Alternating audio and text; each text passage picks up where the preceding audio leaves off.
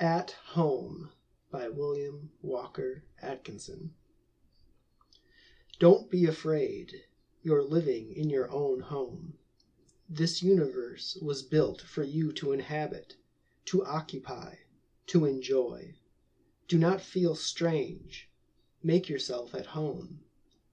The wonderful laws of nature, those which have been discovered and those which remain to be discovered, are all laws for your use, when you grow large enough to understand how to make use of them. Did you think you were here by chance, or that you were an alien? If so, learn better. You are to the manner born. You are the air. Everything around the place is for your use when you grow up. No one can dispossess you. No one can put you out.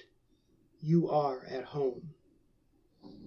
Do you long for another home? Do you fret and chafe at the trials and troubles of this world, and imagine that somewhere else things will be better?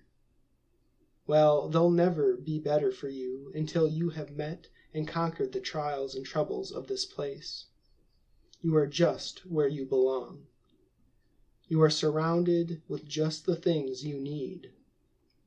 You are getting just what you deserve. And until you learn the truth of this, you will have the same surroundings, the same environments. And then, when you learn that the things around you are all right, that you are being treated justly, that you are getting just what you have attracted and are attracting to yourself, then you will be ready for the next step in the journey, and you will have new surroundings and new environments, new tasks, new lessons, new pleasures. I hear some of you talking about death. You seem to think that you will be another order of being as soon as you take your last breath upon earth. You talk about being a spirit by and by. Do I believe this? Of course I believe it. I know it. But I also know something else, and that is that you are a spirit now, just as much as you will be in another world. Did you think that some wonderful essence was going to grow from you, and that essence would be what you call a spirit? Nonsense. You are the spirit, and the not you part, which will be discarded, never was you. The you, which says I am, is the real thing, the real self, and the rest of you is but tools and instruments which you are using. Why can't you see this? You talk about my soul, my spirit, and so on. You make me tired. Why, the thing which is thinking and speaking, you, is the soul or spirit of which you are talking. You talk as if the physical part of you, which is changing continually, was you. You are like the boy with the old knife. He was continually having the knife repaired. He had had 7 new blades and 3 new handles put on it, and yet it was the same old knife. Why, you could step right out of your body, and maybe you do, more than you have any idea of, and it would be the same old you. You could discard your body just as you do your clothes, and yet you would be the same individual. There is a wonderful difference between individuality and personality. One you cannot get rid of. The other may be changed. What's the use in being afraid? Nobody can hurt the real you. You cannot be wiped out of existence. If a single spirit atom should be destroyed, the entire structure would smash up. You cannot be banished from the universe, for there's nowhere else to put you. You cannot get outside of the universe, for there's no outside. There's no place for you outside of everywhere. And you talk about time and eternity. Why, you're in eternity right now.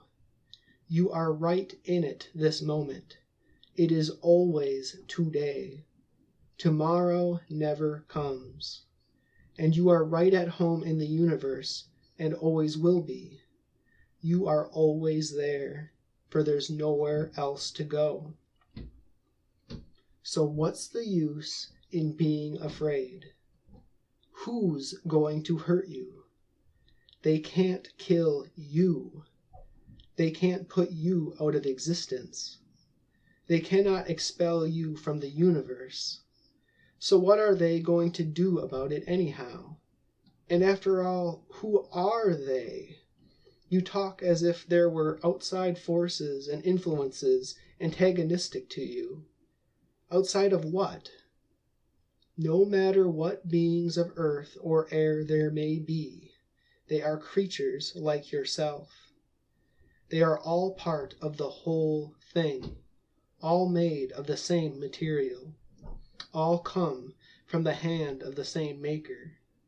You are all cut from the same piece of goods. The apparent differences are illusions. The difference and separateness is only relative and not actual. So, make yourself at home. Take a look around you and see what a nice bit of the universe you have to live in.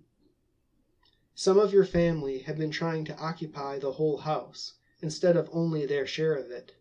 But those things are gradually working out, and all will be better within a comparatively short time. This is going to be a better world to live in when men take time to think a little. And you'll be around to enjoy it when it comes, never fear. You cannot get away, even if you want to. And what's the use of waiting for tomorrow? There's lots of things in which you can find happiness today, if you will only stop worrying about tomorrow. The little child knows more about enjoying life than you do. The little child feels at home anywhere and everywhere and starts in and enjoys life. They get the most out of life until he grows old enough to be hypnotized by the race belief. You are at home here, just as much at home as is the fish in the sea, the bird in the air. Realize this and make the most of it. Stop being afraid. Stop fretting. Stop worrying. Realize that yesterday, today, and tomorrow, you are here in the universe. It's a good universe, and it grows better as man grows in wisdom to take advantage of its goodness.